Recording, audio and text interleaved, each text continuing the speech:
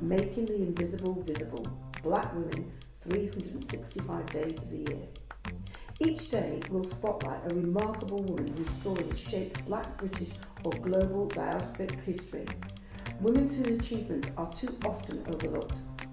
Through these daily short films, we create a living, breathing archive of leadership, creativity, resistance and legacy. Let's begin. I'm Karen Gallagher. I'm probably best known in the kind of dance world for the UK as the Artistic Director of Merseyside Dance Initiative, MDI. Up until about 2018, I was there for 25 years, but I'm now what's known as a freelance consultant, creative consultant, and I work in Liverpool. But I'm also a mother, I'm a daughter, and most recently a grandmother, which is fantastic. And I guess for me, I just thrive on making things happen.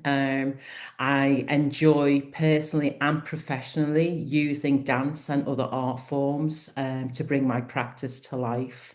And I just enjoy, I suppose, as a trained dancer, just the nuances of what dance can bring, both professionally and in terms of community practice. And although now I'm kind of semi-retired, I still appreciate all that's around me at the moment, be that work, family, friends, etc. I guess because I'm involved in dance, it's all about the motion in some ways, although my work has begun to expand into other parts of culture and heritage, working with different types of people. But my day to day at the moment is about looking at work that reflects me and who I am. And that then, I suppose, involves the choices that I make to work with others. So at the minute, I'm doing quite a bit of work with the Blackie, which is an arts organisation in Liverpool. I produce their African Roots programme, which is looking at their Black dance development and bringing artists into spaces, which I thoroughly enjoy, and engaging with communities. I also do a lot of my own work with Dr. Sarah Black Frizzell at Hope University, and we create a conference called Our Dance Democracy, which is bringing artists and academics together to discuss their practice. And I guess for me, that's what really interests me, that ability to really consider the world around us and how we use arts, culture, and I suppose specifically dance to do that. I really enjoy engaging with that idea of inequality, equity, looking at the balance of self-appreciation. How do we really use what we do to bring change in the world? And I think I'm exploring as I age that idea of slowing down and what does that look like for me. So some days I'm just doing a little bit of this and a little bit of that. Sometimes it's a bit of work, sometimes it's a bit of rest, sometimes it's a bit of play. So I'm just very engaged in the world around me right now. So many people have inspired me, so many different situations have really changed the way I think about the world.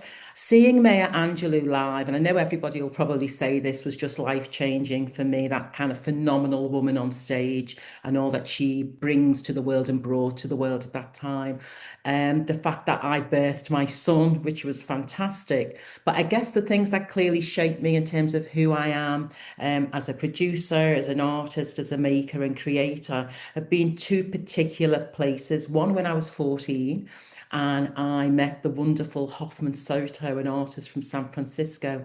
And he used to work with Anna Holbrook, and he really introduced me to the idea of dance improvisation and working in sited spaces, so working off site, which again I really began to engage in as I began to produce work myself all across Liverpool and beyond.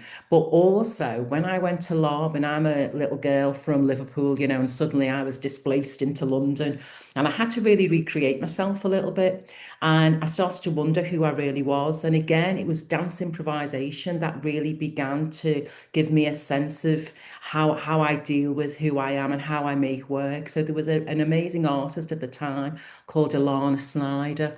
And again, I think an American or Canadian. And she just kind of generated this creativity in me. And when I now look back and reflect on it, I think that's been really important to how I begin begin to use that in my own life. So I think it gave me a spontaneity in terms of how I think. And I suppose I'd really try to embrace that a lot. I guess sometimes I don't think we believe in ourselves enough. And I know when I worked at MDI, I was there for 25 years. But I just remember when I decided to step down, I just wondered, would I ever work again? Would anybody actually want to employ me again? And then I realised going forward that I had so many transferable skills and I was actually capable of a lot more than I thought. So I guess for me, it's very much about how you value self and never underestimate the power of connection. I'm not sure if my younger self would agree with this because I was a total workaholic, but I'm just beginning to acknowledge my ability to slow down. I think I've always been really busy, busy in life, busy with work, busy with family.